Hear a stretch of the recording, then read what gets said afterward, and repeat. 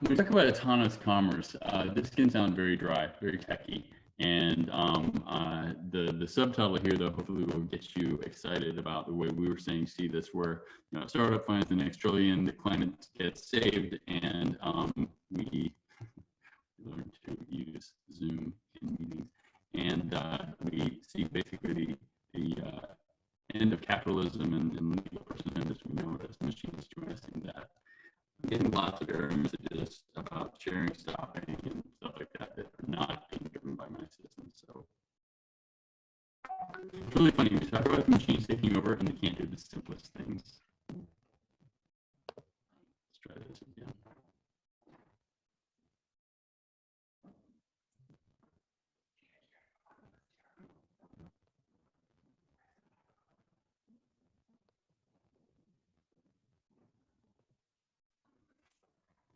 All right. So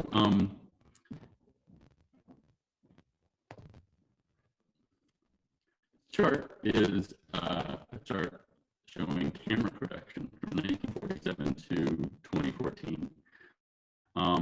Cameras, when they first came out, we had a lot of the same types of discussions that we've had about privacy with cameras everywhere now, or cameras on cell phones, where the ability to capture information and share without the approval of the people involved was really in early days of photography something people talked a lot about. But throughout the 1900s, the number of cameras grew. So the gray bars is analog cameras, and you can see around 1999 that really drops off rapidly, and digital cameras come along. Digital SLRs come along, and then mirrorless. But you can see that around 2009, 2010, this number also starts dropping off. So any guesses as to why camera production, after roughly 50, 75 years of growth, started plummeting? Smartphones, obviously, right? So just imagine for a second where you think smartphones fit on this graph. And then I will show you. So the graph now with smartphones added, you have to change the axis a little bit because it looks like this. Okay, so we have a lot more cameras than we've ever had before. We take a lot more pictures than we've ever had before. And you're probably like, yeah, I knew this, maybe intuitively, but having the numbers there, I think one is helpful. Two, it's also illustrative because we've seen this again and again and again. And the same pattern follows other industries. This, 100 years of growth and then 3 to 8 years of dropping off. It happened again with this. This is a computer interface, a desktop interface from a Xerox workstation that came out in the early 80s. You probably recognize it looks a lot like a Macintosh screen. And I think it's important to look at like how little some of the icons have changed. Like a document still has a little dog-eared leaf. The folders still look like paper folders. There's a little letter that even has a stamp on it in the upper left with for the inbox and the outbox. And a lot of these tools basically started, rampaging through office automation in the 80s. And Xerox made typewriters. And the reason they developed this was because they were starting to lose the battle for typewriters to Japanese companies that made high quality things, but they cost a lot less. And so they said, let's use a computer. Well, that obviously had a pretty direct impact on the typewriter business, as most of us would guess. So what that looked like, here's typewriter sales from an article in the early 90s about basically the number of typewriters sold in the United States. So as you can see, around 87, it peaks at just under 1 million units. 2 years later, it had been cut in half, down to 500,000. So, not many industries can deal with a 50% haircut in a 2-year span.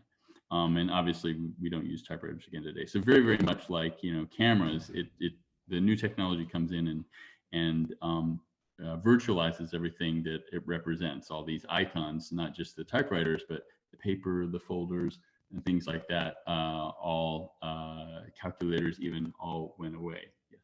Your audio is terrible. Okay. Or change to the microphone. Can you guys hear me? How's the audio? It's terrible.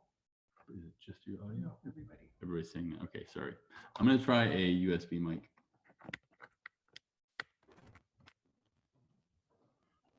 Is this any better?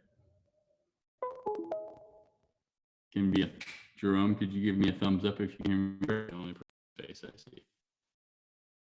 All right. Yeah, it's not. Okay. It is choppy. So as I was saying, the number of typewriters sold dropped off extremely rapidly, just like the number of cameras sold dropped off extremely rapidly when this new technology came in. But you could look at just about everything that is represented by the icons on this desktop, and it had a similar impact. You know, even just think about paper, waste paper baskets, and filing cabinets. All these things were impacted. And I mentioned email. Same thing happened with email. So this is first class mail volume from 1926 to 2010. And you can see again, right about the same time we got email, these things started falling off a cliff. So that's, you know, three sets of technologies, cameras, typewriters, and mail. Well, then we actually had our phones come along, right? And so this is a Radio Shack, a consumer electronics store in the United States. You can tell by its name when it was founded in the time when radio was the hot technology to have. And you might know it recently went bankrupt. But this is an ad from around 1991 where they were presenting all these different items. Somebody on Reddit said, hey, this looks a little bit like an app screen. And you could see there's a phone, there's a CD player, $159, by the way, for the CD player app. And all the functions basically that we have now for free on our phones pretty much fit on a screen about the same size. And obviously at a much, much lower cost. You know, this basically represents thousands of dollars in technologies, and the impact it had not just on the store, all these things going away. If you have nothing to sell in the real world, you're only selling it online, or a store like Radio Shack can make it. Also, the newspaper that this was printed on went away. So newspaper advertising revenue also plummeted. So, you know, what happens next? Well, smartphones themselves also started hitting PCs. So this is the growth of smartphone sales from around 2009 to 2013. And you can see smartphone sales right about the time, this yellow line, that's the smartphone sales that started in 2009, crossed the PC line, PC sales declined, and they've been in decline ever since. So we keep seeing this movie. What does it look like with the smartphones? So you've got Nokia and BlackBerry, like the big phone players, right? And if you look in 2009, they were by far the dominant players in the smartphone market by units, and also by market share. But if you look at more market share most closely, as it evolved over the same time period, you know, Android was taking off. BlackBerry basically was losing share every single quarter at that time. And Apple managed to maintain, you know, a little bit of a hold, but even today, there's still only about 10% of the overall market. So if you look at the smartphone sales trajectory by market share, and you move it onto the PC market share, this is PCs from 75 to 2011, you basically just adjust the scale. It is pretty much the same thing. Right. So we keep seeing this happen. Again, smartphones were about 10 years ago, and we have now accepted them as ubiquitous. And a lot of us don't even question their ubiquitous role in our life. But there's always something new. So when we've been looking forward, like, what does this look like in the future? What's going to do smartphones? What smartphones did to PCs, and what PCs did to everything else? We basically looking at, you know, okay, there's this Internet of Things, right? We call it that. We have a lot of potential different interfaces for it, but all the things that it virtualizes will go away. The same way that, you know, all that consumer electronics stuff and all the office material went away. Some things are going to go away. So the key questions are basically, what is going away? Your audio is not very, so either you can use your computer and use this to project. Okay, sure, let's do that. I'm gonna switch computers here because apparently my audio is still horrible. Sorry about that. Thank you everybody for staying around while it was terrible. 1 second. you can continue until I Okay. check this out. Right. So you can read to what I'm saying. What's going to go away? Personal cars. Will we not need cars? Office space, retail stores. These aren't just throwaway examples. These are already things that we're seeing declines in use of because we can, we have a example service like co-working or Uber. And what's the new UI? Augmented reality or virtual reality, voice, wearables, things like that. This is really where this battle is going on right now. Yeah. All right, and we're going to switch. Wait. Okay. Okay. And even brain-computer interfaces. People are looking at that. So, what happens next, and what impact does that have? What seems to be apparent, I think, more and more is that virtual reality and those things, they've certainly got a boost from quarantine, but these assistants, so Google Assistant, Siri, and so on, are not only Jerome.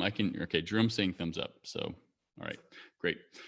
So this is an article talking about where these assistants and even apps on the phone are going to go. So somebody from Google was saying, so to book a flight today, you might open up the app for like United or Expedia, but in the future, you might just ask Google Assistant for flights, and it would provide you some suggestions. And at some point, if you trusted it, you might just let it do, go into your Google Calendar and give you suggestions in advance. And so, as it says here, at that point, is a standalone app really necessary? Amazon has similar plans. There's a great article in MIT Tech Review talking about how the goal for Alexa is to have Alexa orchestrate your life. That's the word they use, orchestrate. So these intelligent agents that we right now look at as like it's good for telling a joke or asking when what the weather's going to be like is very reminiscent of what we use smartphone apps for in the early days. It wasn't really till about 2013 that we started seeing mobile commerce, even though the iPhone was launched in 2008 and Android in 2009. So as these agents get more and more skills and get better and better at things, we see them, again, taking a role in orchestrating what we do. So I'm going to pause right there and turn these questions back around to you. I'm not going to obviously ask everyone to answer these in the chat room or something like that, but just as a question, do you know where your breakfast came from? Is it something that you studied? You went and read all the labels. The source of the ingredients, the things that you got. Some of you might, some of you might not. How about the nutritional value? Do you know, again, what, say, the sodium content or the calories or things like that, what that was worth, your health? Or how about the environmental impact? Do you know how much CO2 is expended by the truck that brought the ingredients from the warehouse to the bakery, or from the warehouse to the grocery store where you bought your things? How about social implication? Do you know, was it fair trade coffee that you drank? Were the eggs that you ate, free range and raised by workers that were treated well and things like that? So there's a lot of factors basically that work into our values, but we don't have the information. We don't have the ability to calculate these things. We don't have sort of the perspective to make the optimal decision based on the things that we value. We end up going basically for convenience and cost to a lesser extent too. How much it costs and where you buy it, those are basically most of the things that factor into most of the purchases that most consumers make. But they don't have to be in conflict with our values. These agents, Alexa, Siri, and so on, they have access to vast amounts of data, whether that's about travel schedules or what music is available or what was just released. So they can make those decisions for us actually way better than we can. And this is where I was saying that the previous conversation that was ending right as we were starting is a great segue into that. We right now have to make these trade-offs between convenience and values, not because we're lazy or because we're immoral or because we don't care. We do, but the cost of doing those calculations is actually much higher than the value of the things that we're buying, because we're essentially having to do it on paper and with our weak human brains.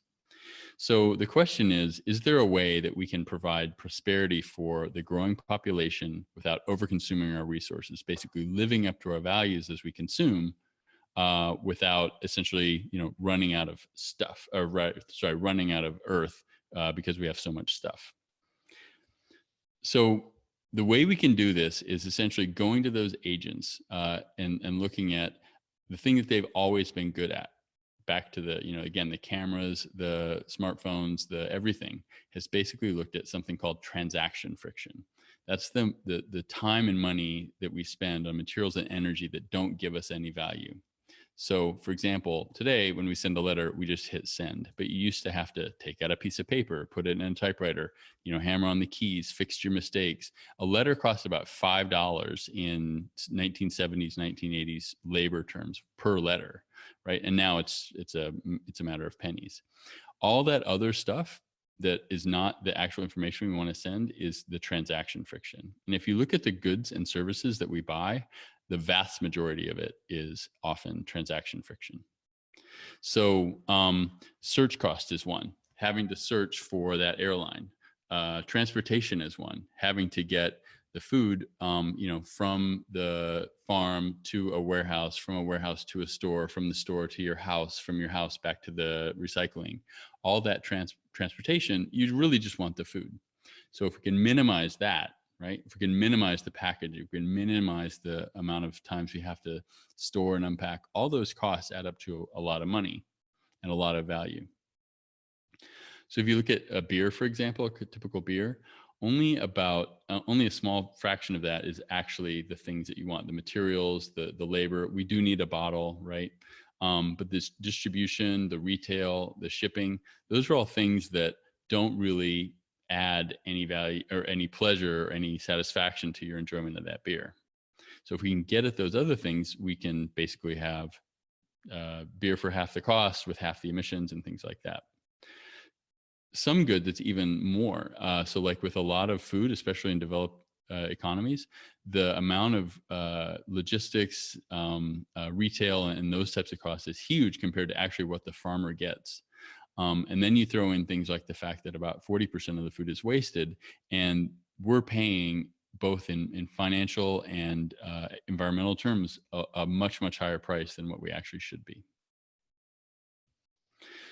So if you look at this on a global economy level, it's trillions of dollars. So these are all numbers in trillions. We spend about 15 trillion on transportation and logistics, about 1 trillion on advertising, about 1 trillion on payments, and $500 billion on waste management.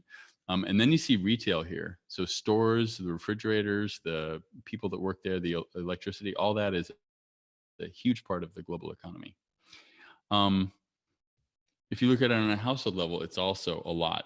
We spend about 50 hours a month, which at kind of an average salary would be about $1,300 a month in terms of time on these activities like ordering food and cleaning up, doing shopping, driving people to places that like our kids need to be somewhere, but they can't take public transportation. So there's a huge cost, and all this is available if we can get at those transaction costs. If it was just money, that would be one thing, but these are also a huge contributor to the environmental costs that we pay too. So for example, in the UK, about 50% of food system emissions are basically from these types of activities. And so you can look at supply chain impact and the direct impact of products and services on greenhouse gases. And in some areas, it's much, much, much greater impact that we can resolve, not by, say, growing the carrot differently or providing the materials for the shoe differently, but by actually getting them to places, storing them, and disposing of them better. So think about transaction friction. It's the number one economic and ecological cost that we face. How can we address that? And who's already looking at that? Well, I mentioned Amazon, and when we talk about the different products and services that would be the best fit for this more automated way of delivering things, it's useful to look at the evolution of Amazon in e-commerce, this thing that happened about 20 years ago. So as most of you probably know, they started out as a bookstore. After a while, it was a few years, they added music. So in 1999, that's basically the two offerings that they had. Well, then they expanded into video. They added gifts, which is a pretty broad category. They kept adding things basically, and then by the end of this early period in Amazon, they actually called this the tombstone graveyard, because it looks like a bunch of tombstones in sort of outside the church. All the different offerings they had, and this is when their interface changed. But you can see how the things that they chose basically were easy to ship. There's a large variety of things to choose from, and so search cost is high. Things where if you look at the repeat versus the one-time cost, they were really going for things that you didn't shop for that frequently. But today, they're looking for things where, for example, the subscription model and other types of ways of getting these products, basically, getting more and more share of that. So, you've probably heard all about the robotic warehouses and how basically extremely frictionless this has all become. Well, now we're talking about autonomous vehicles in streets and on sidewalks doing the same type of delivery. So if you think of the entire world basically as a potential Amazon warehouse, they don't just need to store things in stores. And one of the reasons they got into Whole Foods, for example, is to have more distribution points. So you can see a lot of the friction that we have today going from very large warehouses to very large shopping centers, and then sometimes out to smaller ones. All the wastage of food, the spoilage of food, the loss of things in transit, and just the capital cost itself, that's exactly what Amazon and these other companies are going after. I don't want to just make this about Amazon, but they are one of the probably more aggressive players in the space. So you probably know, not only did they buy Whole Foods, but they're starting these cashierless stores. You basically just walk in, you can pay with your face or whatever, just your facial recognition. And I was with some colleagues in China this past summer, and we saw a store where it was a very nice store, very kind of a similar setup where it's very digital. You could, again, pay with facial recognition. There was a wide variety of high quality things. But we noticed that a lot of the people in the store were dressed like they'd all come from sort of the same, country club playing golf or something. They had these pastel shirts and khaki pants and stuff. And they told us those were the delivery people. Most of the people in the store were there to actually run delivery. And the store was set up as a delivery center, not as a store.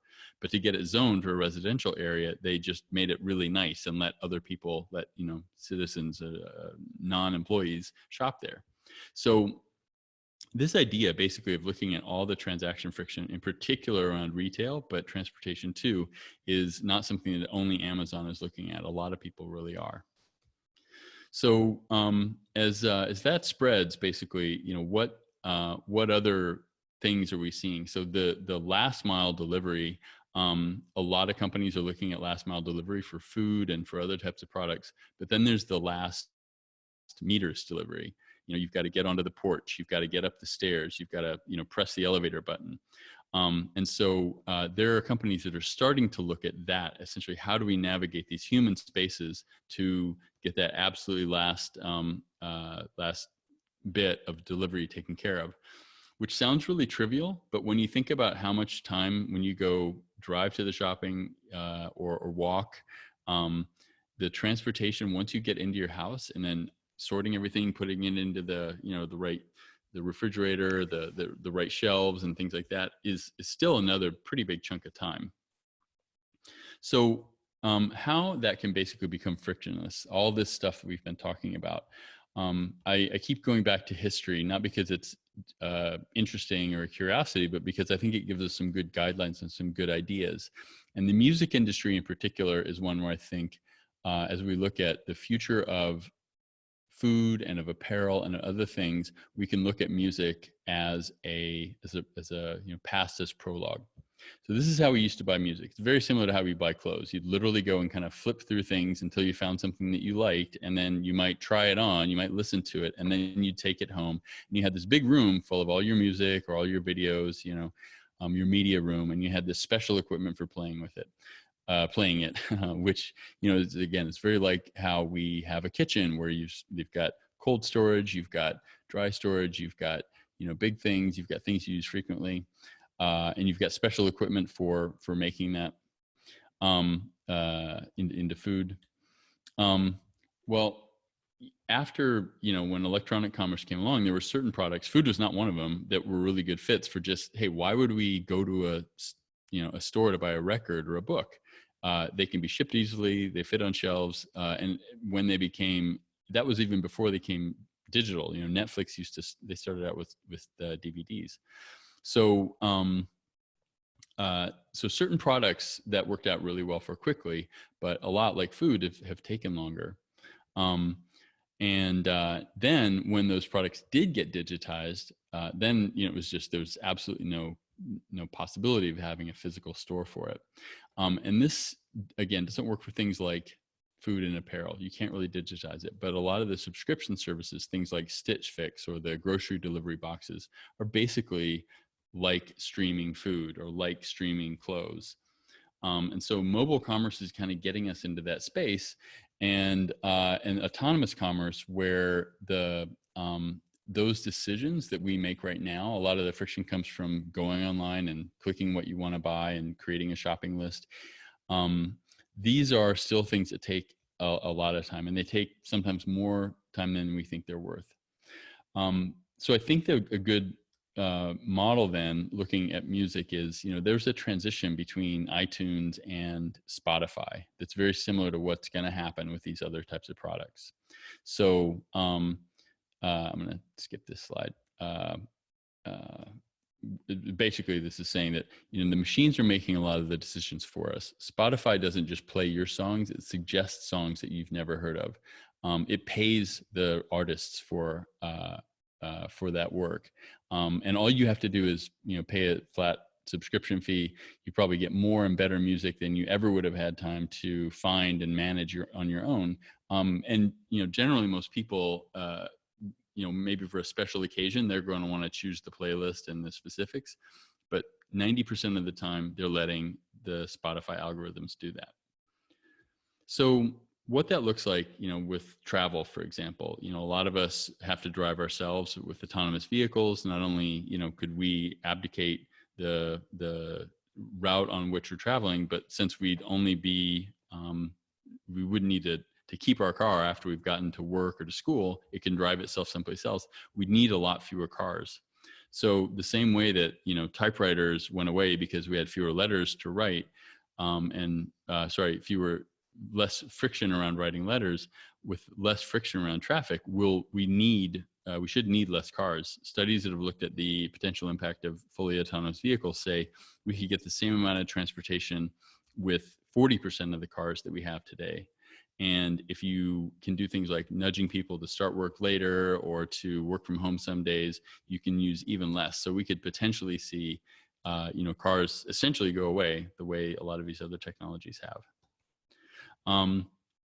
Food too, like I said, a lot of food is wasted.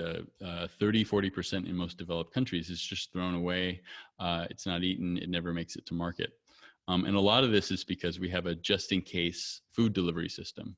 We're going to put the food there just in case somebody wants it. And it's the cost of somebody not buying something versus having to throw that thing out because if nobody buys it, is really, really imbalanced in favor of just put it out there, and if nobody buys it, let's throw it away. The economics work that way. So if we could basically find a way to know in advance what people are going to want and only provide that food, certainly we could still deal with last minute emergencies or people changing their mind. But the same way that we can use Spotify knowing your preferences and predicting your playlist far into the future, we could have a lot of that around food as well. So this world with autonomous commerce is basically, like I said, the successor to electronic commerce on browsers and mobile commerce on phones. And in each of those cases, it hasn't just been like convenience for consumers. It's been completely new companies coming in, disrupting the existing industries, changing the way payments are made, supply, demand, all those things have drastically changed. And that's just starting to happen right now. So if, excuse me, what this might feel like, again, think about what I was saying about Spotify and food. Sorry, I'm letting my slides catch up here.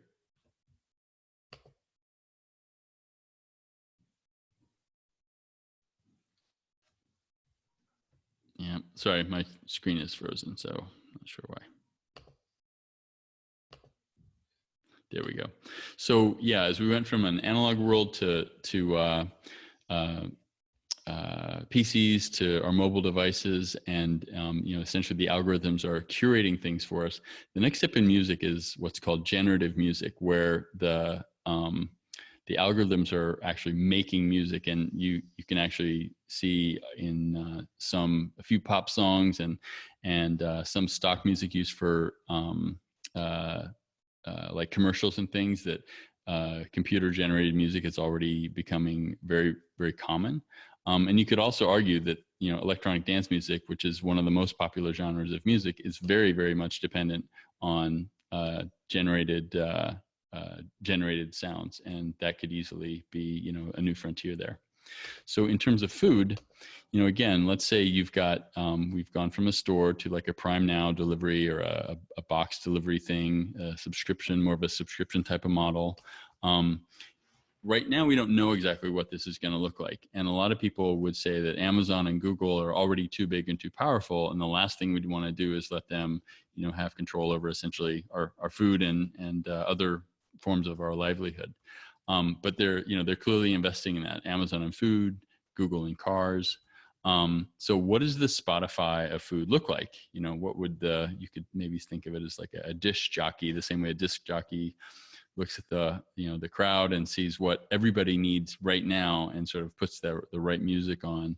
That the disc jockey could look at what's the nutritional and environmental and taste and other types of optimal thing to be served up to this particular group right now, and making sure that happens. So that's what we see rolling out over the next 5 to 10 years. And what's interesting now is the role that COVID could potentially have played here. It's still happening or still rolling out, obviously, but there's been a huge surge in use of delivery services and curbside pickup and other types of things that would have taken, like I said, 5 or 10 years are now happening all of a sudden. So people are trying these services for the first time out of necessity. And the question is, will they go back? Will they use them even more?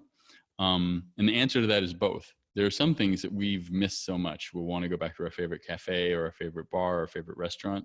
But there are other things that, like, that was a pain and I don't miss it. And we're going to keep doing it the way we're learning right now. So in this age of autonomous commerce, consumption is definitely potentially going to be accelerated, exacerbated. All the downsides that we have could potentially just continue, and algorithms could sort of dehumanize the economy and make a lot of things worse. But we have an opportunity right now to decentralize this, to use a lot of things like distributed web technologies, new types of payments, business models, technology, and things like that, to actually really change not just how we buy things, but change the economic system as a whole. And so that's what we have been working on, and that's what we'd love to have some conversation with all of you about. And with that, I've got a couple more things just to say, that the economy is the new ecology. I think hopefully the same way that all of us got really an understanding out of necessity of how the carbon cycle works and the water cycle and things like that, global warming.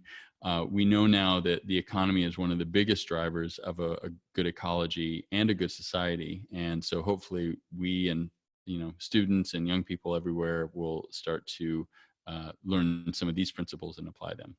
Thank you very much for listening to a long presentation. And now let's have a conversation.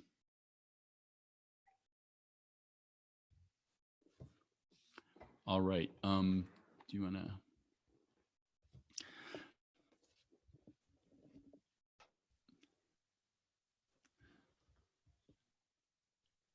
All right. Anybody want to jump in with a question? Jerome, it looks like you unmuted yourself. I didn't, but since I've got the spotlight, can you give a bit more background around Futurity and what you guys do and what kind of play you guys want to have in this future? I'm really sorry, I didn't have my technology set up here. So could you repeat that? Yeah, sure thing. I thought I'd ask a bit about Futurity Studio and a bit more about what you guys are doing and how you want to get involved in this future.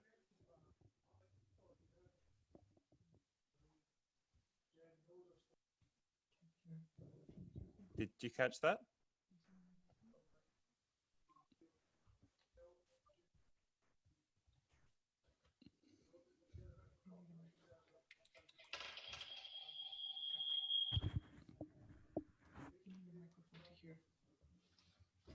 It's not working.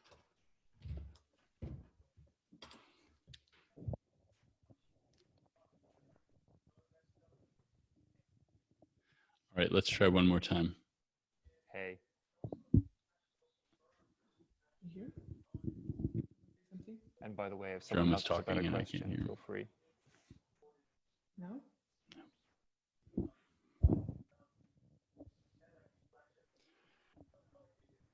Did someone say something? Hey, test. All right, there we go. Thank you. Now I can hear me? your drums. So sorry about all that. Yeah. Yeah, not to worry. Yeah, I hadn't unmuted myself, but since I've got the spotlight, I thought I'd ask, can you tell me a bit more about Futurity Studio and what kind of involvement you guys plan on having in this future? Yeah, sure. So we're a relatively new started company. We were just setting up on March 13th, which is the day the lockdown started here in Spain. So we're in some kind of a limbo around that. But this is a continuation of a project that we've been working on for about the last year and a half, and have worked with. Well, it was we started out working with Telefonica on this, and this was sort of spun out of a group that they have called Alpha. Got it. Cool. And I suppose you're working with other clients on figuring out what kind of innovation is going to be relevant for the future economy? Yeah, it's definitely going to be a team sport, to say the least. In fact, one of the original reasons for diving into this, it's obviously a pretty speculative and technology risk-filled type of topic, is that this economic consolidation is really not, it's not done by any means, right? So GDPR just came out, and that's been 20 years in the making. And, it's around cookies, a technology that was a hot topic in the 90s. And I was just on an Oculus app the other day that you can't get in Europe, and I'm pretty sure it's because of GDPR around how do you store people's heart rate and stuff like that and get permission for things on a completely new technology. That's not on anybody's radar.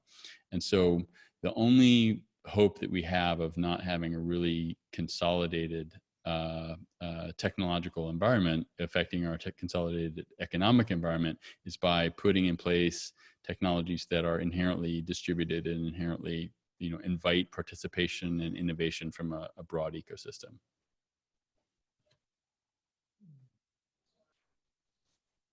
I'm not sure how much I should hog the mic, but if anyone else has a question, feel free to dive in. But yeah, I'm loving this concept of the economy is the new ecology. Very much kind of reading up into it right now and curious about how everyone can participate in designing that society for the future. Yeah, you got me there for sure. Yeah, well, I think, I said at the end, the analogy with the ecology is not meant to be just a throwaway statement here. If you went to say around, let's say 2000 2003 or something like that, there were not many mainstream people that thought about about ecology a lot. It was really An Inconvenient Truth, war in Iraq, global warming really becoming a top line issue for a lot of people, where young people like Greta Thunberg, who I think probably not even born then or barely born, started making this almost a core part of their knowledge system, their belief system, and studying these things that had been really kind of a niche area in the past. And now I think we see this with the economy, where people are talking a lot about income inequality. Hamilton is like a really popular play. It's becoming, Piketty, like best-selling book. Like, it's becoming more a part of a normal conversation to talk about things like the money supply, or, that type of thing. So I think it could happen. And we all need to get literate in economics to be able to deal with the challenges ahead. Right. I see the perspective now, for sure. I'm really curious about the power dynamics between the kind of big companies who are going to be building this future versus the kind of decentralized individuals who are going to contribute towards it through their consumer behavior as well. Any comments on that? Yeah, I mean, I don't want to sound Pollyannish, but that's always been the case. Again, if you go back to I was talking about Amazon and Google. Well, 20 years ago, they were those upstarts, right? And 10 years ago, Apple basically had a near-death experience, right? They came back in the late 90s, and they've been an upstart twice, right? So it is very, very frequently the upstarts that do own this, and there's a lot of collateral damage.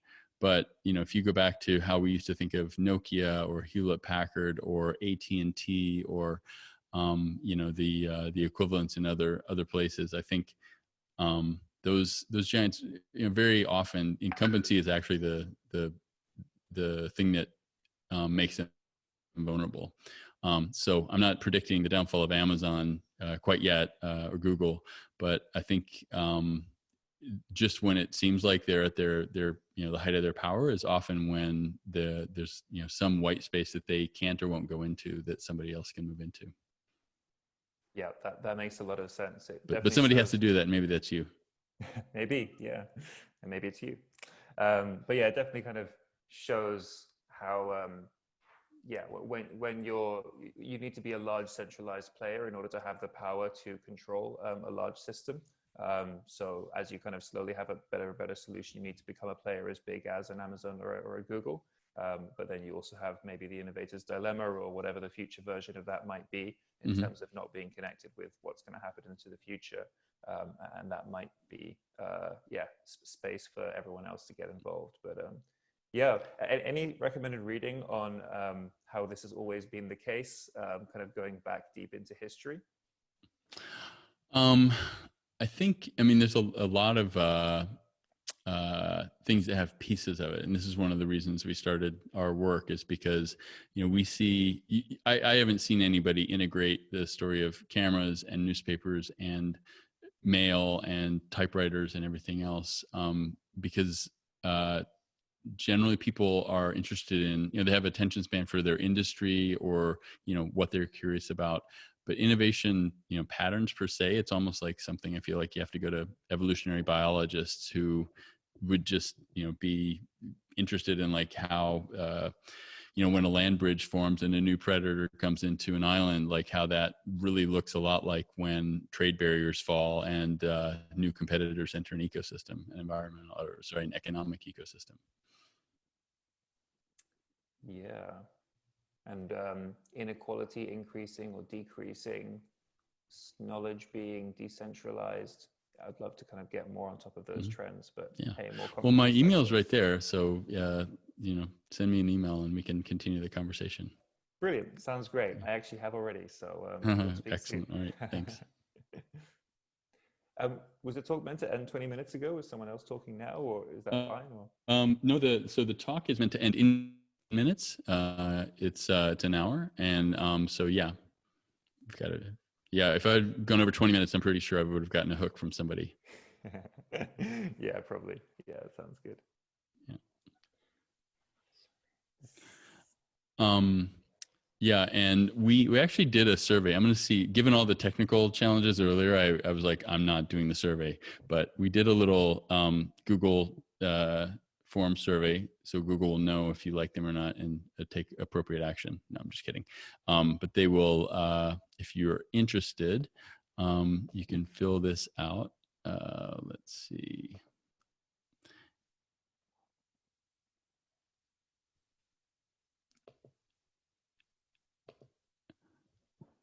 So I'll put this in the chat window. My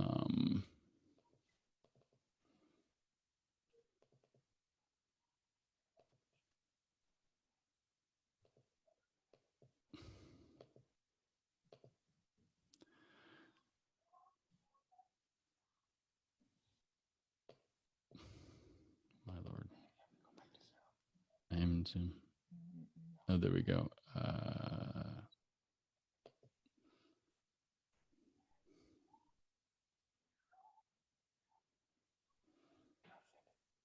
Okay. Well, we'll put this in the chat soon. Sorry, the text getting the best of us. Okay. Anybody else? Thoughts, ideas, feedback, pushback? Hey, Mark. This is May. I'm here in California, but I usually live in Hong Kong. I'm sheltering in place here. So I have two questions. One is that coming from this vantage point that I've been here for a number of months, I mean, the US is definitely, I mean, aside from the elections, but also just the economy, it's going to go through a number of waves. And as the states are, people are protesting in states and I guess defying whatever shelter in place recommendations there are from the scientists and so forth. I think that we're going to go into a huge spiral. And I think that with the elections, it's going to be even worse. And the US does affect world economy. So given all that, I mean, I love what you're talking about. I think it's so relevant. And I think it is where we're going, especially since you've given us the history. But I wonder what your thoughts on. I mean, it's hugely disruptive in terms of what's going on. That's clearly obvious. So I guess your point of view on having seen the history and the background and how we're moving ahead. Obviously, we're going to have greater innovation, and there's a lot of innovation in AI and health that's kind of going ahead. And I guess this segues into the second question I have, which is the whole issue of privacy. You talked about GDPR, but I think that relative to what you were just saying about convenience, a lot of people are opting in right now and also must opt in. I mean, if you look at what's going on in Hong Kong and China, Hong Kong is far freer. But in terms of what the impositions are in order for someone to go out into society and work, I mean, that it's all related, isn't it? Anyway, that's a background setback to it, but I'd love for you to get your thoughts given your Yeah, sure. Well, first of all, on a personal note, I'm also usually from California. I'm in Barcelona right now because I was here when that lockdown happened. And my partner here, Cecilia, was born in Hong Kong. So it's a small world. But yeah, so as I mentioned, we were in China with a group of colleagues back in the summer and specifically looked at sort of the equivalent systems there. So Miss Fresh and Hema, the grocery store, and then, what Tencent and WeChat and Alibaba and all these, those players are doing there. That I think is what that's probably the much bigger direct threat to Google and Amazon is not some upstart, but actually these Chinese systems work really well. And, as you say, people opt into that to convenience. And to be honest, they're probably making a good decision. We economically, like what we value, we don't always really act accordingly. And so anyway, I guess what I'm saying is there's that's probably a completely, you know, um, more impactful scenario is the spread of those technologies and those companies' business models elsewhere. And again, I'm not trying to. I actually don't view those as big moral issues. I'm not a xenophobe by any means, and I think a lot of people in the U.S. are distracted or deluded by a picture of China as a rival and a competitor that, one, is very old, and two, is not constructive for either. And the a lot of the sort of losing that battle happened 30 years ago when the U.S. wasn't investing in education and things like that. So privacy issues and how this works from an economic perspective. I mentioned very, very briefly some things like distributed web and those types of technologies, but we've been working on developing some more inherently privacy protecting and distributed technologies that would essentially use mesh networking and edge AI and things like that. So personal information was never even needed, much less could be stored centrally. And we think that reduces a lot of the risks of, again, centralized influence and control, whether that's by a government or by companies. But there's obviously a lot of work and a lot needs to happen for that to take hold. I don't think that we're the, given winners in that. It's a huge challenge. But we do hope to really corral the forces that are needed to make that happen.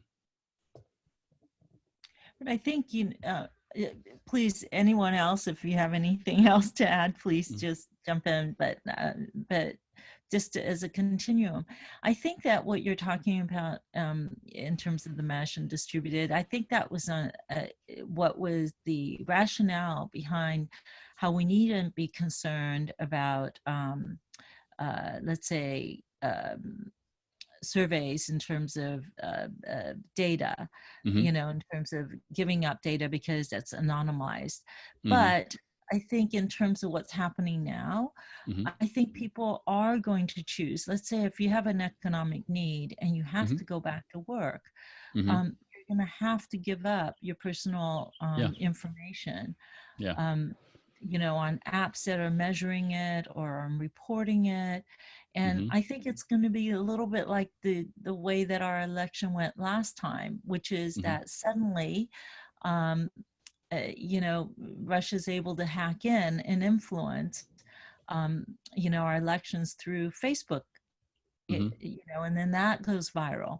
So I'm just thinking that in a way we're being co-opted by our personal data because number one, we are making decisions under fear, as you mentioned, and convenience and need. And those who are going to need to use those health apps, whereas one might have been very careful in guarding that before in terms of physical fitness and all that. But then now you're not going to do it because either you need to go back to work or you need to go back into society or you want to know whether you're sick or not. Yeah. I mean, I think you're absolutely right. And the probably the most striking difference, I think, when you look at the U.S., I'm kind of inside and outside in my current position, like it just doesn't have its stuff together. People really don't trust each other or institutions in a way that almost no other country in the world, I think, has so little trust in fellow citizens and institutions. So if you look at Sweden, or if you look at Korea, or you look at almost any other country, if an expert says something, you believe that expert, and you follow recommendations. So my brother's a nurse in Sweden, and he's very much at the front lines of this. And I'm not saying that they have it, solved either. They're obviously having their issues. We'll know in 6 or 9 months whether they did the right thing or not. But right now, if the government says we recommend you don't do things, they don't do them. And in the U.S., I think, and a lot of, probably more than any other country, people do the opposite of what they're told. And you see this in other places too, like the UK, I think also has a similar distrust of its institutions and is paying the price for that right now in terms of, lives and things. So yeah, I don't know. I don't, I wish I had a happier picture, but I think you've hit exactly on the types of issues that are going to come to the forefront in the next 6 to 9 months. It's going to be a very, very messy year. Yep. So I think we're kind of at the top of the hour, at the end of our slot. We've got another minute left, and I don't want to invade the time slot for the next person. Is the next presenter here? Yeah. Well, when you are, just pipe up. In the meantime, I also want to say thanks in case I have to bail fast when that person wants to start. But thank you everybody for coming along and for a great conversation. I hope you enjoyed and found interesting the stuff that we were talking about. And yeah, if you feel so inclined, fill out the form, the survey. These are some of the factors that we're looking at from a more practical level in terms of what we think how autonomous commerce is going to roll out in the near term. But longer term, like I said, I think we're looking at really, really big changes to the economy, to even identity, and this is going to be really central to it. So thank you all very much.